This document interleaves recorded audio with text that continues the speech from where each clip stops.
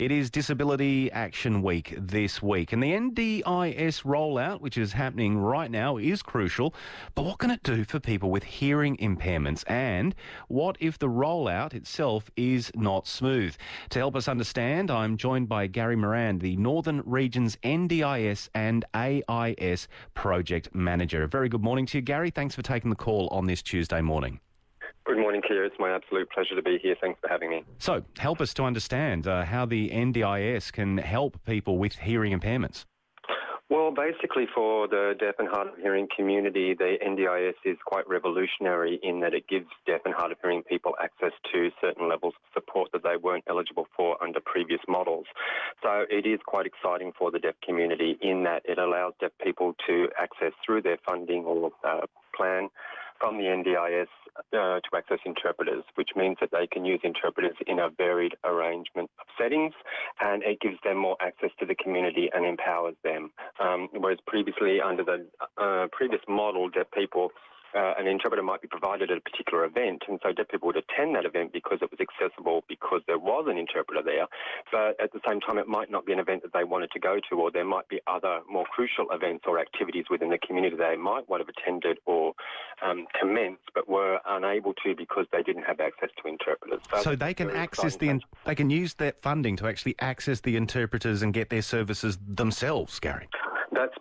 That's correct. Under the NDIS model, it's basically once you have your plan, depending on what funding categories you have and what that entitles you to, you have complete choice and control as to who you engage, particularly if they are a registered service provider under the NDIS. So a deaf person might use some of their interpreting hours to become the local football coach for their son's football team, or to join the Lions Club, or to do their taxation, or renegotiate their mortgage, or look at their mobile plan, to create a will, attend a play, all kinds of things really. It really opens up the deaf community's engagement and social inclusion within the community. So that's a very important new development for the deaf community in that it also normalises deaf people and allows deaf people to promote themselves in a positive manner. Just hearing you, Garry, say the idea that a person with hearing impairment could become the football coach for their son by using their services, that's incredibly powerful, Garry.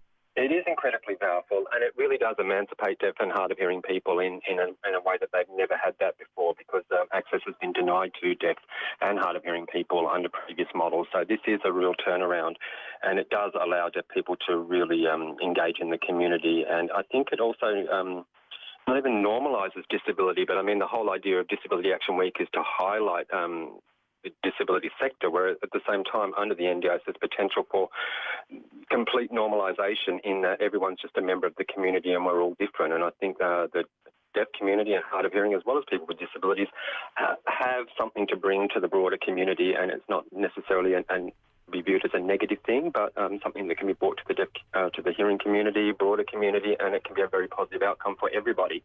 Everyone's got something to contribute, and I think we should all adhere to that. So how has the rollout of NDIS for the deaf community been going, and what's needed for it to work well? I think there have been some challenges linguistically for the deaf community in that in order to access an access request form, which is the first step of engaging with the NDIS and obtaining eligibility, deaf people are required to call a 1-800 number to do that, and that does pose some difficulties for the deaf community. A lot of the information around the NDIS and promotion of hasn't been accessible to deaf people in that it's not, very little of it is in Auslan, and so Deaf Services has stepped up to the mark as a duty of care to provide that information to the deaf and hard of hearing communities to make them more informed. So there have been some challenges there. We continue to provide the level of support that we have and will do so in Far North Queensland. I think one of the other challenges is that deaf people are often a very misunderstood group within the disability sector, in that not many people really know much about deaf people. They don't know the name of the language, they don't know that they use a language, they don't know potentially that they may use interpreters, that there can be varied degrees of literacy across the deaf community. And so I think that information is very important for NDIS staff members, particularly their planners and their local area coordinators and their access partners who create plans for people with disabilities, including the deaf and hard of hearing community, have a good understanding of what the needs and barriers are of deaf people. I think also one of the other challenges is now, as the rollout occurs, more and more deaf people are accessing interpreters in various settings, so there's a huge demand on interpreting, and that's quite a very specialised area. It's not like you can train someone to be an Auslan interpreter, in a 3-month short course. It takes quite a long time to become fluent in the language, and also then to learn the ethics and the ins and outs of being a professional interpreter. And Dev Services is working hard to try and bring that up to speed by having RTOs, and we've had 2 graduations now coming through. So hopefully we're looking at preparing in terms of the rollout for the demand of interpreters by, educating and having qualified interpreters coming through.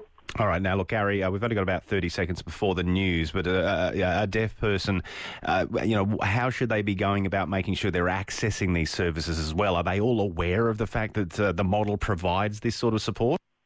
Well, basically part of my role is before the rollout in various regions throughout Queensland, I visit with those communities. We promote it through our organisation, and we have information sessions day, evening, depending on the community's needs.